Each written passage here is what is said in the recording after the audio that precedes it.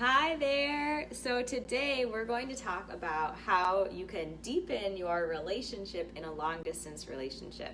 Because we all know in relationships sometimes we have to live apart from our loved ones. And part of adulting is being able to do that without sacrificing the relationship. So this weekend, my partner Nick came. Hello, everybody. Came to visit me for the long weekend, and I thought it would be really fun to invite him into the live so he could share with me some of the things that we have done that have worked in our long distance relationship. We've been living in Minneapolis and Boston for the last 7 months, so we have been doing it in the real world. And we can share what has worked for us. Yeah, so thanks for having me on the feed. Yeah. Hopefully this is helpful for you if you're in a long distance relationship or considering one or have to eventually get into one sometime in your adult life. Awesome. Okay, so we have 3 things that we wanted to share and then a bonus. But the first one is what we have done is always known when we were going to see each other next. So we have always had the next day on the calendar of when it is that we'll connect again, because we didn't want to have any time where it was like a black hole of we don't even know when we're going to see each other next. So it gave us something to look forward to, and also I felt like some accountability almost of like, okay, there's this continuity in our relationship instead of like I'm moving away without any like commitment to the relationship without considering it. Yeah. Has it been helpful for you? I think it's always, for me, it's always nice to know when you're going to see your significant other next. It helps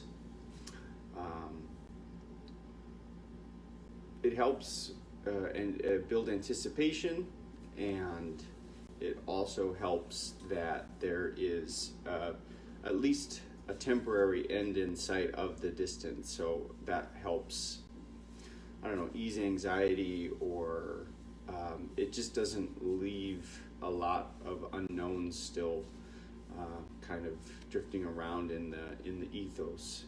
Yeah. All right, part 2. We got cut off by my social media self-control app. Okay, so Nick's going to share the second thing that we do to try to make long distance not as hard. All right, so tip number 2 is to create your own connection ritual as you're in kind of the long distance portion of your relationship. So when Julia's in Boston and I'm in Minneapolis, one of the things that we do for our connection ritual is to set aside about an hour every Sunday morning that we both commit to, and we both help each other be committed to, and we find time to meditate together, and then we talk about sort of review the week, sort of what was present and missing that would help the relationship even at a long distance, and then we usually close up with some inspiring reading, and that's what works for us, and that's what we do. That isn't the only way, and obviously we really strongly believe in creating your own, or believe in creativity. So the idea is just to simply establish a connection ritual, something that is meaningful both to you and your significant other, your partner, and help each other be accountable to what that activity in that time is. Yes, and I love, Maddie, what you're saying about how this is helpful for any relationship, whether you're long distance or not. 100%. Like our knowing when we're going to see each other next, definitely, and then these rituals, we do these when we're living together too, and it's really wonderful to know when you're going to have time set aside to connect with each other. And I think when you're long distance, it's even more valuable to like make sure it's going to happen, so you don't again have that space grow too wide. Okay, and then the third one we're going to both chime in on, but We really believe in enchantment in our relationship, and the idea, and some people may call it romance or kind of intrigue. We call it enchantment, and the idea of just being in love with each other and in the spirit of love in the relationship more broadly. And so how we've tried to keep the enchantment alive while we're doing long distance is to treat every time we see each other as a celebration. So, Nick, can you share a few examples of how we've celebrated?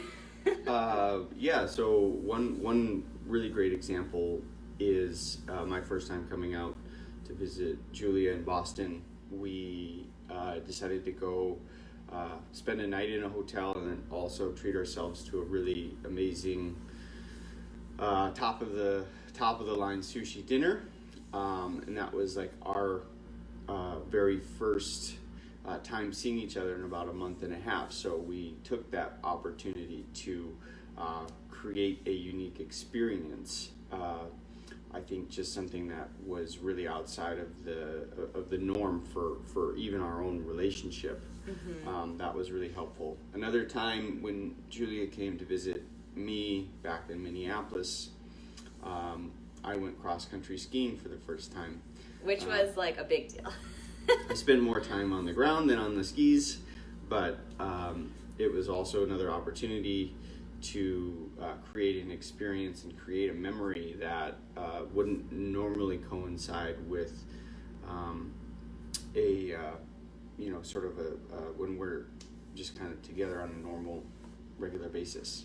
Yeah. And these are things also, I mean, again, like these are all good things to do when you're together too. But yeah.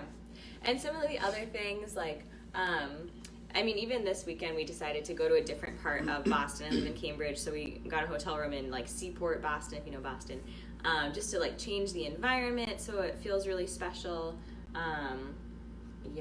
There are all sorts of things you can do, buy each other flowers, like light candles, just make it feel. We had a cacao ritual, which we can talk about later. But yeah, do something special to keep that enchantment alive around it. And then our final one, our bonus, is similar to what we were just talking about, but essentially just creating experiences. We're big on just doing like fun things together, and it feels really adventurous. Like today we're going to go to the Institute of Contemporary Art, which has a really playful exhibit right now. So yeah, cultivate experiences with your partner.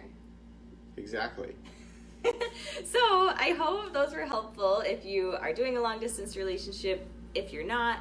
And these can apply to friendships too, just like having a ritual to connect with your long distance friends, girlfriends, or guy friends. So I think a big part of adulting is knowing how to foster relationships even when you're not in the same city as that person, because we move around all the time, and the people in our lives are the most valuable part, whether they're next door or hundreds of miles away. Amen. Amen. Thanks for being our guest, Nick. Yeah, thanks for having me. Yeah. All right. Happy adulting. Happy adulting. Have a great Monday, guys. Bye.